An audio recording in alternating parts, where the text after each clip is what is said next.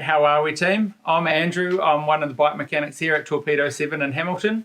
Alongside me is Chris from Trek Bikes in New Zealand, and we're here today to talk to you about what's in the bag.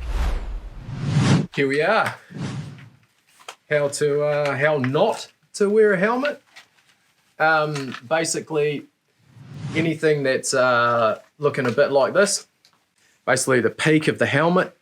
If this is way up in the air, it's not going to cover anything on your face. It's also, it is actually there for a little bit of safety, but it's also there to protect and keep the sun out of your eyes. So wearing the helmet correctly on your head is paramount. Just get this nicely fitted here, keeping the straps down.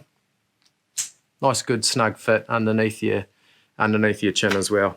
So the helmet that I've actually currently got in my hands is it's a Bontrager wave cell helmet, which is a molecular product which is designed to crush, crumple and glide on an impact, which has some tests and results out there to help and aid in the reducement of concussions and bike crashes. He's been talking about the wave cell.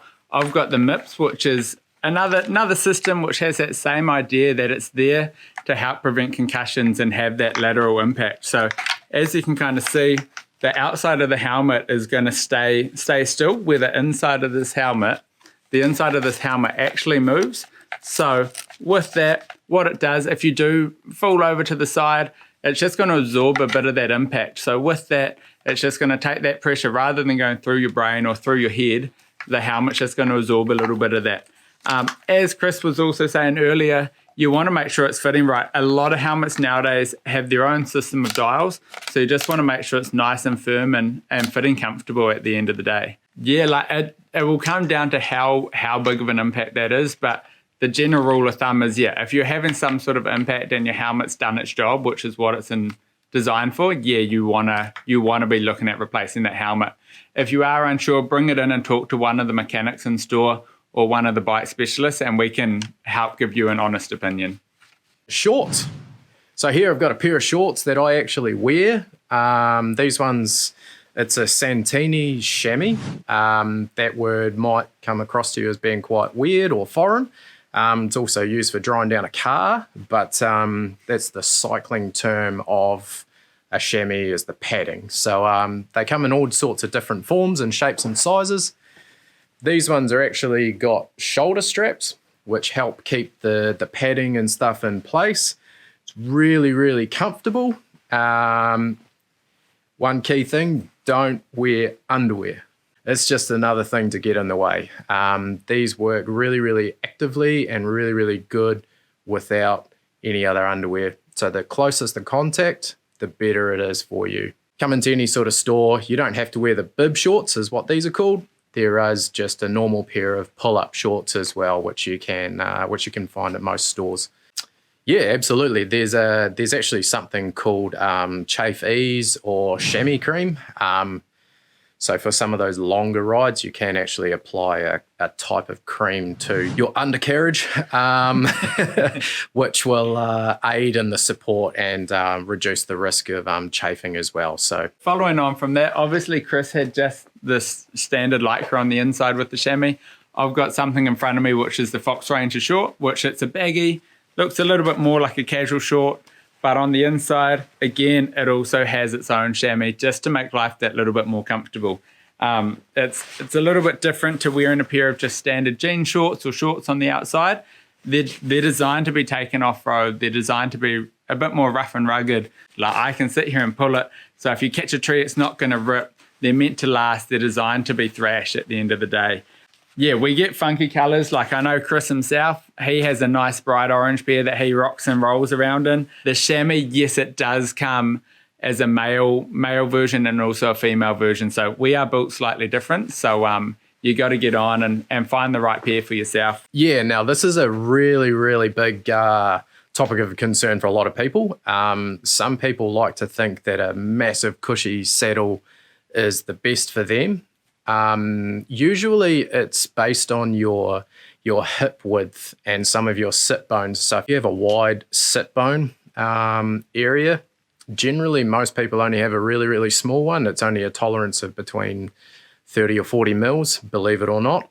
Mainly a lot of conditioning. So if you do a lot of riding, you will actually get used to a slightly smaller saddle. You'll get used to a lot less material.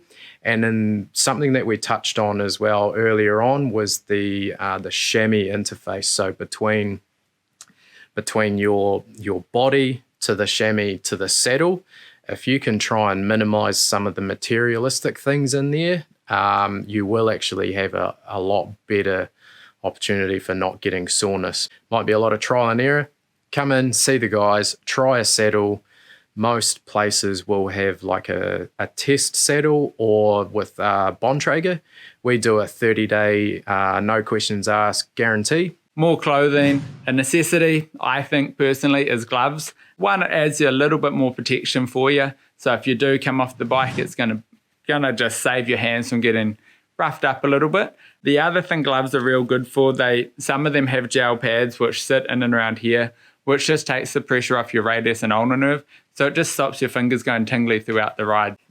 These are my shoes, which I ride SPD shoes.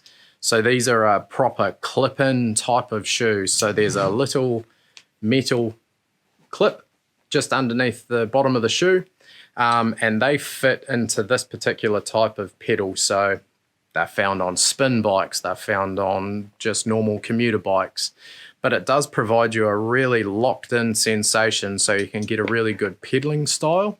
This particular type of shoe, which is the Bontrager Cambion, nice and comfortable fit. It's got a BOA system. It's got good inner soles. So for those longer types of rides, you do end up getting a really good support. Your feet don't go numb, and you have a really nice, really nice contact point on the actual pedal itself. I'm the total opposite. I go old school. I ride flat pedals with a flat shoe. Just gives me a little bit more control. I can be a little bit more loose on the bike if I want to. But they look a little bit more intimidating. You can see the big grub screws that are coming out of them. All it means is that that pedal and that shoe are going to be locked together. As Chris said, his are a little bit sturdier in different ways. These are the same. So compared to like the Vans that I have on my feet, these have a different kind of rubber compound in them. So they just make it a bit more tacky. Your foot and your shoe and your pedal kind of stick together based on the compound in the rubber. Also, compared to most traditional shoes, they're a lot stiffer, so you get a lot more like powder ratio kind of feeling in them. So they are different to a normal shoe. They've also got a more rigid front end, so if you do kick a root or something like that, they are just going to last that little bit longer. So yeah, there's a lot of different pedals. Obviously, there's a clip pedal and the flat pedal. All of us in store have a different preference, but we know the benefits of both. So come and talk to one of your local stores and we can help you out from there. Yes, you can there's a couple different brands and companies out there that will change the inner soles within your shoes. The other thing is just making sure you're in the right size shoe. A lot of companies nowadays do a wide and a narrow fit. So you want to make sure you're actually fitted to the correct size shoe. Keeping with clothing and protection and things like that is knee pads and elbow pads. I currently have a Leat knee pad in store. This one's one that you can actually move around, and so it still feels good if you want to ride up to the top of the hill, but it's going to save your knees when you're coming down a hill. There are a couple different brands that we deal with. Again, I personally ride Leat. I find them good. We have bulkier ones, but it's just different points. If you come off, typically it's your hands, like with the gloves I had earlier, your elbows and your knees that most people cover up. But yeah, definitely something. Pop in store, depending on who you are, where you're riding. We would definitely recommend something like this. Based on the kind of riding you do would be the dependent on what kind of protection we would give you. The bulk or the more gravity downhill kind of things there are, the less breathable they come because there's a lot more protection in there for inner leg, outer leg, as well as just a thicker protection. Where someone that likes to ride up a hill, you want it to be breathable and you want it to be maneuverable so when you're pedaling it works well. So we all know we're all riding around on 2 bits of rubber and there's a bit of a tube in there. Some may have tubeless setup as well, which is the next style of setup. However, getting a pump as well will be a foolproof way. Some people also like to carry a CO2 canister which is a pretty quick and easy way to get the tyre inflated, get on your merry way, and away you go. Tubes, they come in all sorts of different sizes, from 12-inch little kids bikes right through to the 29er enduro trail fat tyre bikes. So I would suggest taking a tube with you just in case you have a slit or a cut in the tyre that's beyond repair. I've also known people to stick a muesli bar wrapper in their tyre, put a tube in there, and then they've ended up pumping it up with a normal pump and just getting themselves home. So if you have tubeless setup and then the cut or the nick or the thorn in the tyre is too big for the sealant to actually seal and go to, having the tube as a spare safety backup is 100% paramount.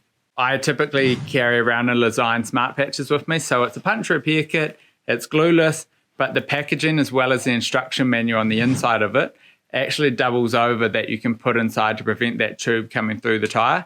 Again, it's just going to help you get home. So good thing to have whether you're on the road, the mountain bike. If the tube goes down or you have multiple flat tyres, it's just going to help you get home.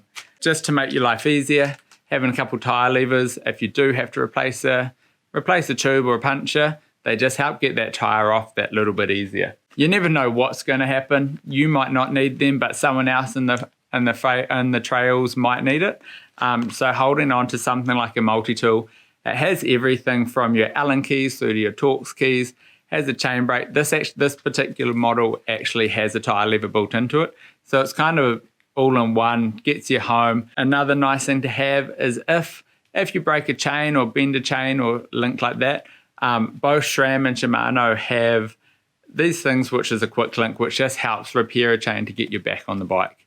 You want to chuck a lube. It may or may not be in your bag. It will definitely be in your car though. So before each ride, I personally like to go through and just do a bolt check. So using my multi-tool, running over, making sure that everything is tight. You don't want things to rattle loose. It can happen. From there, I like to use a different lube, like coming into winter and whatnot. I have a wet lube. It's just going to help maintain your bike, make sure that chain and all of that side of things last longer. But again, it's going to help your experience and make it a much nicer experience. What we'd also like to maybe cover off is a little bit of actual nutrition. So there's, the nutrition on the day can actually make a big part of it. I'm sure we're all partial to an electrolyte drink of some description post-ride. But actually getting the right nutrition and electrolyte replacement on the ride is really, really critical. Also having food as well. So something that is solid will give you low GI intake into your body, will keep you going for that longer period of riding, upwards of 2 hours, 2 to 4 hours. If you're doing anything more, you may look to actually taking a proper cut lunch. I have a couple of different products. Again, you want to have real food as well. So we're currently, like he had Cliff Bars, I've got Pure Nutrition in my hands, but making sure you start your day. Like if you're driving from Hamilton to Auckland, you're going to put gas in your car to get there. Make sure you put the breakfast in there and actually fuel your body to kickstart your day. Everything we've got is what's going to be in our backpacks. He touched on electrolytes. I think I personally use something like the Pure one. It's a very natural thing, but it's going to help with the hydration. It's going to make sure that you're going to be kicking on throughout that whole day and enjoying it. As he was talking about with performance, it takes 2% dehydration to actually start affecting your performance. So keeping on top of it makes a difference, whether you're just going out and being a weekend warrior, or if you're someone that's actually like going for competitions and trying to beat personal records or actually competing for, let's say, a national title. Hydration is a big key place to start. I typically would take like a bottle of water or like a sachet so I can top up and get a bit more hydration in me. From there, this one here is just a gel. It's going to give me a little bit of a boost later on in the ride. These are designed to be quick and easy. For those that are tuning in that also run and hike and things, it's just a quick way to get a bit of energy into the body. Some of them are caffeinated, some of them are not. So it is a bit of trial and error. You want to make sure you use what your body's used to, especially come race day. If you've been training on something like Pure, don't decide to jump out to Gill and Noon at a later date. Just stick with what your body's used to. There's a wide range. A lot of people use camelbacks where they'll just put it on their back. That also doubles as it has a hydration system inside it. So you can get ones that carry like from 1 litre through to 3 litres and upwards. So it gives you a little bit of space where you can store everything that we've just shown you. The other one is it's quite common now, is like a bum bag, so it just sits around. Again, you can have ones that hold a drink bottle or have like a camelback bladder inside them, but they all double and have storage within them. So you can put your tools, your spare parts, your snacks in there, your mobile phone as well, which that's something we haven't touched on. It is definitely good to ride with the phone, just in case. You never know, you might go through all your tubes or you might get stuck at the back of the forest. Or worst case, you might have some sort of incident where you need to contact someone locally, whether it's a friend, a family member, or in all the different forests and riding parks, there's typically a number to call for help and safety or medics on hand. So it's definitely worth having that. Rolling on from there, there's trail etiquette. So making sure you've not been that guy out there or not being that Karen on the trails. Letting the faster riders pass. If you're out on a trail and there's someone stuck behind you, or if you're on a rail trail on the river track, if you're coming up behind someone, let them know, give them a warning that you're behind them. You don't want to be that person slowing people down, but you also don't want to be that guy that's just riding behind someone waiting for them to pull over. So actually giving other people in the forest or on the river trails and things like that, just a heads up to you're coming up so that they can let you pass or you can let them pass. Pick the correct bike, pick the correct trail, and make sure you ride within your limits. Make the most of it. Get out there, fill up your bag, so when you're out there, you've got anything and everything you may or may not need. It's better to have and not need than need and not have. Thank you, guys. Have a good one. Cheers. Thanks.